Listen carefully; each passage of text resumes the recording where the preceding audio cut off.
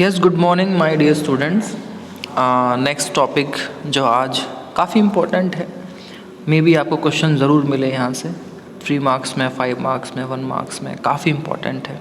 फिर एक आपको कार्टून भी समझाएंगे, उस कार्टून का क्या मीनिंग है, और उस कार्टून को देख के आप शायद बहुत सारा एक्सप्लेनेशन खुद समझ सकते हैं। तो ये चीज़ आज के एरा में भी अगर आप देखेंगे तो आपको पता चलेगा कि क्या चैलेंजेस हैं हमारे लिए पॉलिटिकल पार्टीज़। सबसे बड़ी बात, हमारे लिए चैलेंज क्या है। पॉलिटिकल पार्टी का मीनिंग समझ लिया, उसकी ज़रूरत समझ ली, नेसेसिटी समझ ली, कितनी होनी चाहिए ये भी समझ लिया, नेशनल लेवल की पार्टी समझ लिया, स्टेट लेवल पार्टी समझ लिया, हमने बहुत कुछ समझा, 1 पार्टी, 2 पार्टी, मल्टी पार्टी, मतलब बहुत सारी चीज़ समझ ली। तो अब आता है एक टॉपिक कि चैलेंजेस क्या होते हैं। चैलेंजेस बहुत हैं। अगर आप प्रेजेंट सिनेरियो में देखेंगे तो आपको समझ में आ जाएगा सर बहुत सारे चैलेंज। बट यहाँ पे ऐसे बहुत सारे हम कुछ चैलेंजेस की बात करेंगे जो बहुत मेन हैं और जिनकी हमें सख्त ज़रूरत सबसे पहले। अगर वो ठीक हो जाते हैं चैलेंजेस, उन चैलेंजेस को हम सॉल्व आउट कर लेते हैं तो बाकी सारी चीज़ें बहुत अच्छे से अच्छे हो सकती हैं। ठीक, तो ये है, we have seen how crucial political parties are for the working of democracy. हमने जान लिया सर वो कितने इंपॉर्टेंट हैं, क्रूशियल है हमारे लिए डेमोक्रेसी के लिए, किसी पॉलिटिकल पार्टी का होना कितना ज़रूरी है।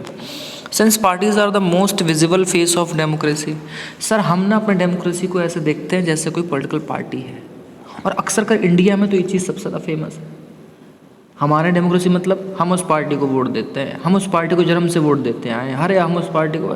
तो कहने का मतलब क्या होता है उससे सिर्फ कहने का मतलब ये होता है कि हम लोग पार्टीशनशिप, वो होता है ना पार्टी बंदी, तो उस तरह से हम अपने डेमोक्रेसी में हम लोग जुड़े हुए हैं।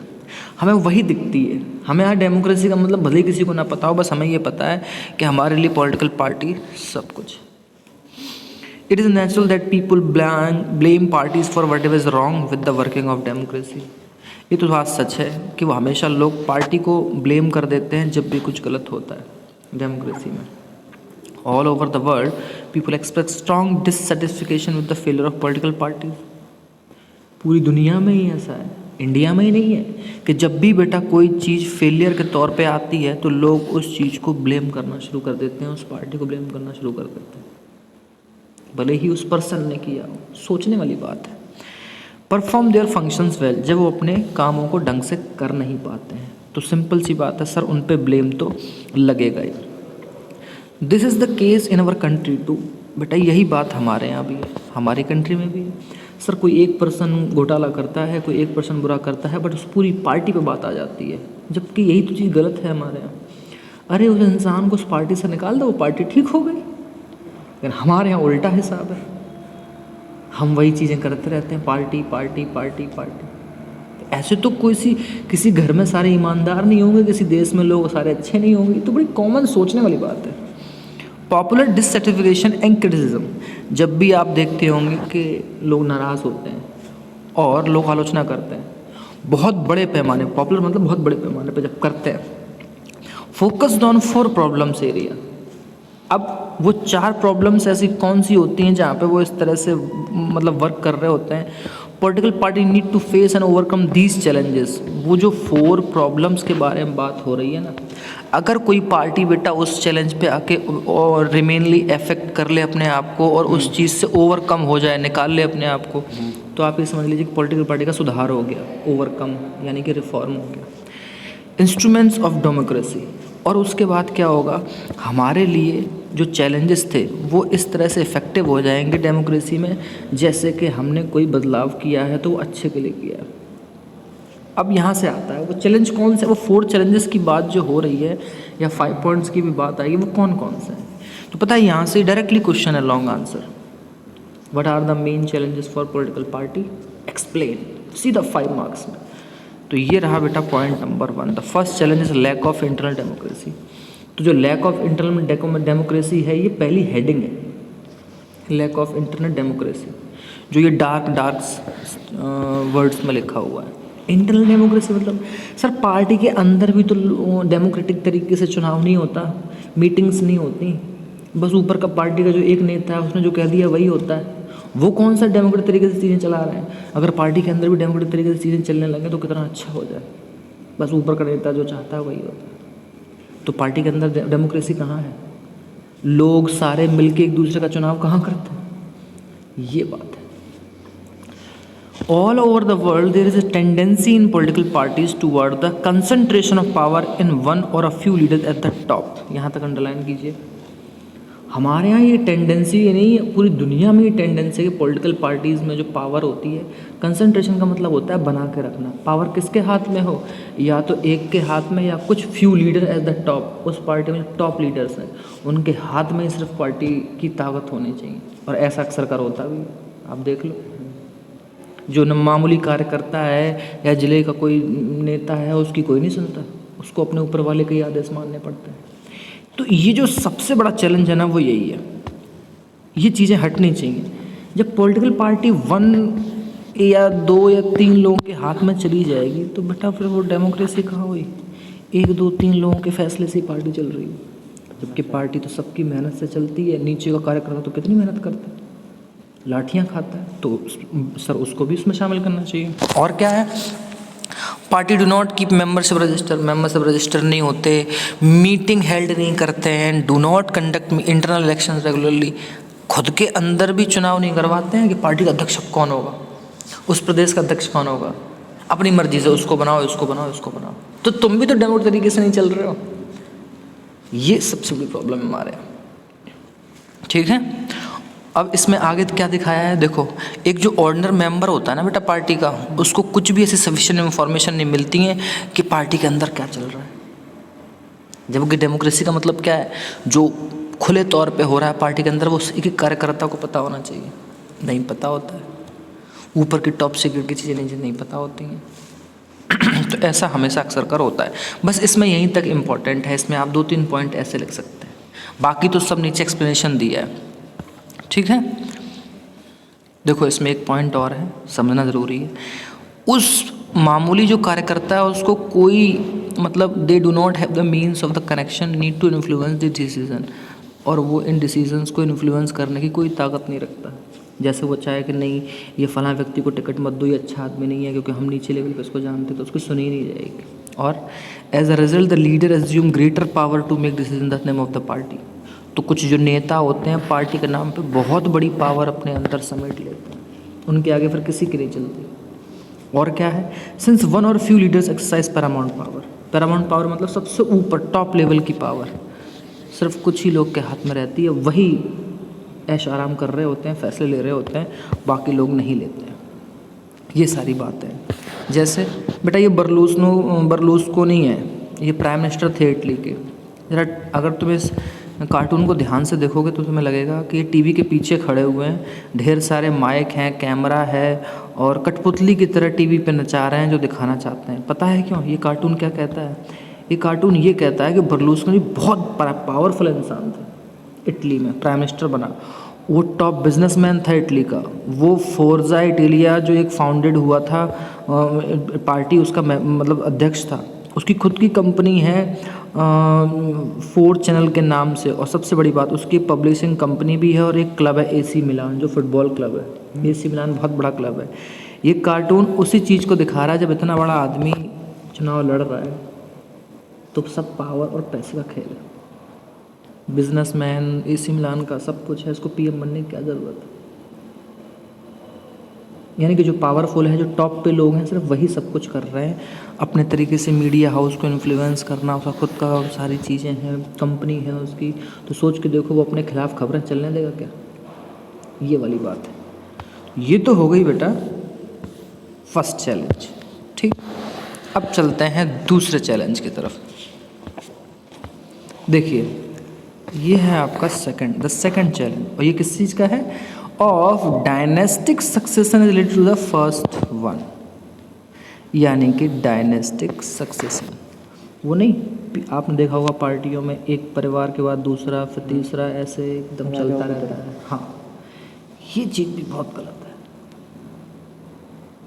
सारी पार्टियां दूसरे पे आरोप लगाती हैं परिवारवाद का, लेकिन हैं सब ऐसे, सब हैं A to Z। एक पार्टी बता दो आम आदमी को छोड़ के, अभी इस टाइम एक अकेली वही पार्टी ऐसी है जिसमें ये सब नहीं है। हाँ, 1-2 और भी हैं जो लेफ्ट की पार्टी है, कम्युनिस्ट पार्टी है, और केरला में जो पार्टी है उनमें नहीं है, ये बात तो सच है। और भी 1-2 पार्टी हैं उनमें ये सब नहीं है, बस इसमें सबसे ज़्यादा है। हर जगह पूरी कंट्री में ऐसा है। तो होता क्या है, most political party do not practice open and transport procedure for their functioning. उनकी पार्टी में क्या क्या चीज़ें होनी चाहिए, क्या क्या ऐसी चीज़ें होनी चाहिए, कोई अध्यक्ष बने कोई चीज़ करे तो वो ओपनली और ट्रांसपेरेंट तरीके से चीज़ें नहीं करते, गुपचुप तरीके से अपनी एक चीज़ें दूसरे हाथ में, दूसरे तीसरे हाथ में ऐसे देते रहते हैं। There are very few ways for an ordinary worker to rise the top and party.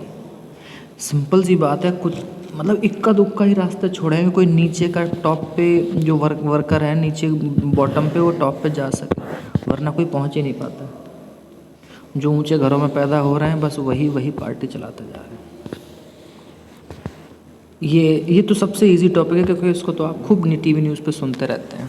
अब आगे, those who happen to be the leaders in a position of unfair advantage to favour people close to them और even their family members. अब होता क्या पता है, हमेशा किसके फेवर में लोग चले जाते हैं, जो उनके करीब होता है, फ़ायदा उनको ही मिलता है, जो या तो उनके करीब होते हैं या फिर उनके फैमिली मेम्बर्स होते हैं। तो ये परिवारवाद वाला सिस्टम बड़ा ख़राब कर देता है चीज़ें। ये हमारे यहाँ समस्या है कि दूर होनी चाहिए, ये बहुत बड़ा चैलेंज है। देश की सेवा करने के लिए तो लाखों लोग हैं, वो क्यों नहीं आने चाहिए, ये वाली बात है। इसलिए लिखा है कि ज़्यादातर पार्टियों में जो टॉप पोजीशन है वो हमेशा कंट्रोल होती है कुछ फैमिली मेम्बर्स के द्वारा। ये छोटे छोटे 3-4 पॉइंट हैं, बस अब आप समझ गए होंगे कि ये जो डायनेस्टिक सक्सेशन है कितना हमारे लिए प्रॉब्लम क्रिएट कर सकता है। ठीक है, बस इसको ऐसे समझ लेंगे। अब चलते हैं बेटा हम लोग थर्ड पॉइंट की तरफ। ये तो सबसे इजी है, पता नहीं इस पे कितनी बार हम लोगों ने क्लास में डिबेट की होगी। थर्ड चैलेंज कौन सा है बेटा, सॉरी,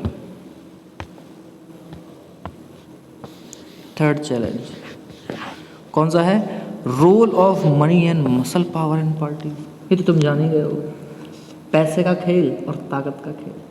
जो बाहुबली हैं, गुंडे हैं, उनको भी अंदर ले आओ, और जो बहुत बड़े बड़े बिजनेसमैन टाइप हैं सारे, जैसे बीजेपी ज़्यादातर सब बिजनेसमैन की पार्टी, सारे बिजनेसमैन भर रखे हैं, सब अमीर लोग। तो सिंपल सी बात है, पॉपुलैरिटी बढ़ेगी। किसी का टीवी हाउस है, कोई लॉयर है, कोई ये, कोई फलाना, कोई ढिमका, ये। हालांकि बीजेपी में सबसे ज़्यादा है, कांग्रेस में बहुत कम थे, पहले कम थे, आज भी हैं, बट सबसे ज़्यादा बीजेपी में। पूंजीपतियों की पार्टी है एक तरह से, गरीब आम इंसान की कोई नहीं सुनता उसमें।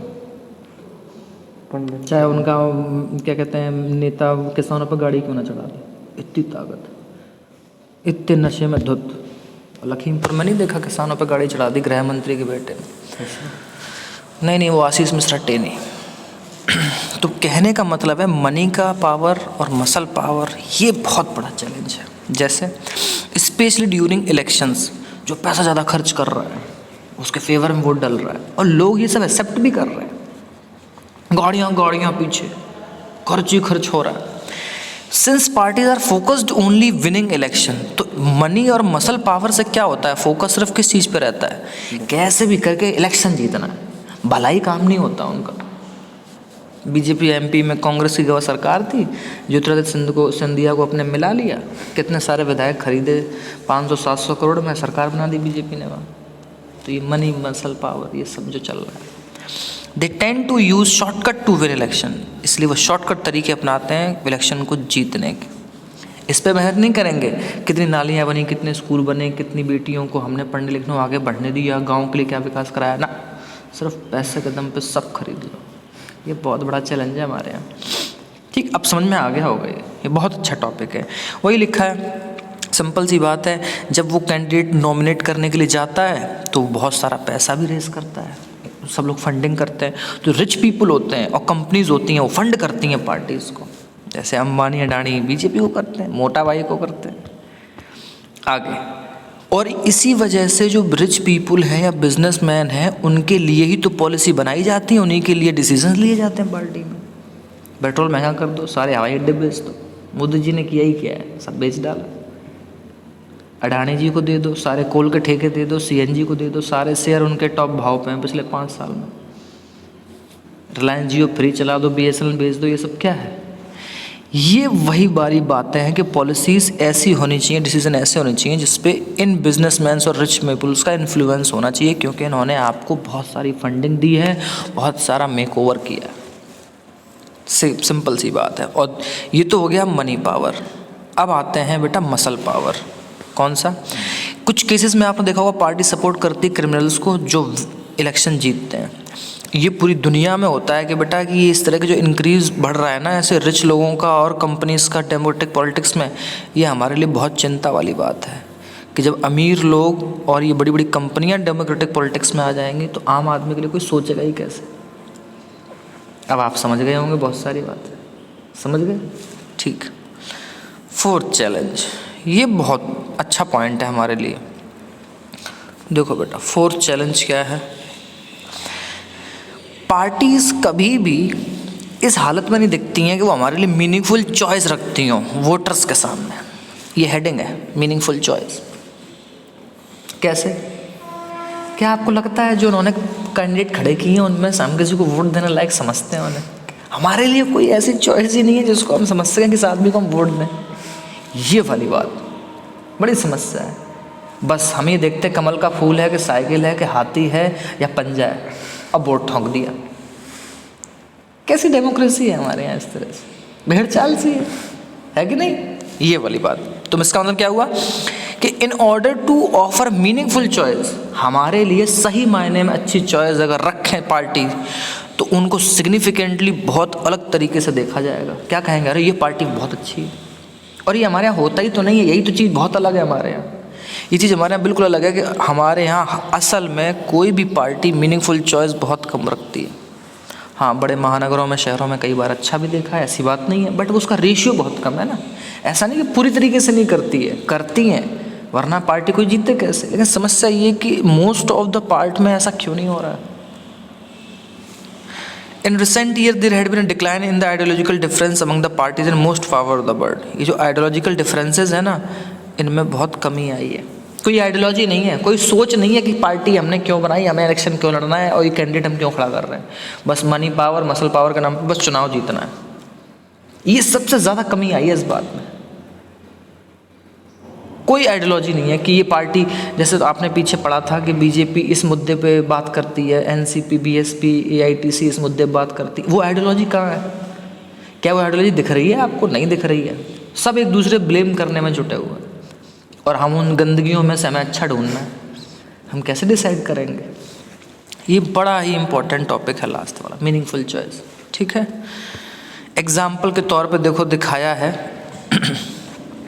क्या है? एग्जाम्पल के तौर पे लिखा है कि labour party and conservative party, ये कहाँ है बेटा? दोनों पार्टियाँ ब्रिटेन में हैं। तो यहाँ से भी क्वेश्चन 1 मार्क आ सकता है।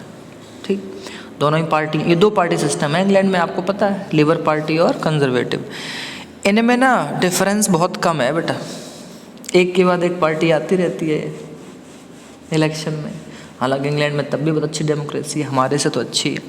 They agree on more fundamental aspect but differ only in details how policies are to be framed and implemented.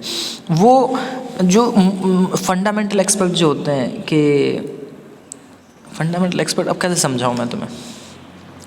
मतलब ऐसे समझ लो, जो हमारी बहुत बेसिक चीज़ें होती हैं पार्टीज़ में, उन पे तो ये एक दूसरे के लिए एग्री हो जाते हैं। जैसे वेतन बढ़ाओ सांसदों का, तो सब पार्टी एग्री हो जाती हैं। आम आदमी की पेंशन दो, सब पार्टी नालायक हो जाती हैं। तो कहने का मतलब है वैसे अंतर, मतलब कोई अंतर नहीं है। आइडियोलॉजी ठीक नहीं दिखती इनकी। सब कहते हैं महिला सशक्तिकरण हो, मोदी जी भी कहते हैं बेटी पढ़ाओ बचाओ, लेकिन उनकी पार्टी में खुद कितने बहुत बड़ी महिलाएं सांसद या मंत्री बन के बैठी हैं, वो बता दो। तो यही तो समस्या है। कहते सब है महिलाओं का सम्मान हमने बहुत किया, ये बनवाया, शौचालय बनवाया। शौचालय बनवाने से महिला का सम्मान थोड़ी हो गया, वो तो आपने उनकी ज़रूरत थी वो दी, वो तो नीड है हमारी, आप उसको ऐसे कर रहे हो एहसान देके। छोटी मोटी इधर उधर बातें छोड़ दो, बाकी सब जगह एक जैसे एक हो जाते हैं। ये सबसे बड़ी समस्या है हमारे यहाँ। तो बस ऐसे ही हमारे यहाँ है। तो बस सिंपल सी यही बात है। एक और बात, सबसे अच्छी बात इसमें कैसे, आपने देखा होगा कि कुछ लोग के लिए बड़ा डिफरेंट होता है कि वो अपने लीडर्स को कैसे इलेक्ट करें। क्यों? क्योंकि सेम सेट ऑफ लीडर्स का शिफ्ट करता रहता है एक पार्टी से दूसरी पार्टी में। जैसे अपना यूपी में चल रहा है इस टाइम, कोई बीएसपी में जा रहा है, कोई एसपी में जा रहा है, कोई बीजेपी से वहाँ जा रहा है, कोई यहाँ जा रहा है, कोई वहाँ जा रहा है। तो हमारे लिए चॉइस कहाँ है मीनिंगफुल? अब वो उसमें चला गया, वो इसमें चला गया, वो उसमें चला गया, बस यही चलता रहता है। उस कूड़े ने उस घर में चला गया, वो कूड़ा इधर आ गया, वो कूड़ा इधर आ गया, वो कूड़ा ही चलता रहता है। कोई मीनिंगफुल चॉइस नहीं है हमारे लिए। ये हमारे लिए बहुत बड़ी समस्या है पॉलिटिकल पार्टीज़ में। ठीक है, देखो ये वन पार्टी सिस्टम है, कॉर्पोरेट अमेरिका दिखा रखा है, इसका अपना बहुत बड़ा मीनिंग है, इसको हम अभी तो नहीं समझाएंगे। कार्टून्स को हम एक दिन टाइम पे ले लेंगे। इस कार्टून से आप समझ रहे होंगे कितना रईस प्रत्याशी है, ये भी देखो एकदम भौचक्का रह गया। तो ये ऐसी बहुत सारी बातें हैं। अब जो दूसरा टॉपिक आता है स्टूडेंट्स, वो बड़ा ही इम्पोर्टेंट है कि इन सारी चीज़ों के बाद हम रिफॉर्म कैसे कर सकते हैं। ये बहुत इंपॉर्टेंट क्वेश्चन है ये, ठीक, बट इसको आज नहीं करवाएंगे, इसको नेक्स्ट डे करवाएंगे आपको अच्छे से। एक दिन में एक टॉपिक को अच्छे से समझिए, इसका आंसर लिखिए और वर्क भी चेक कराइए भाई, वर्क भी आप भेजा करें तो अच्छा रहेगा, अच्छा लगेगा मुझे आपने वर्क किया। Okay class, thank you.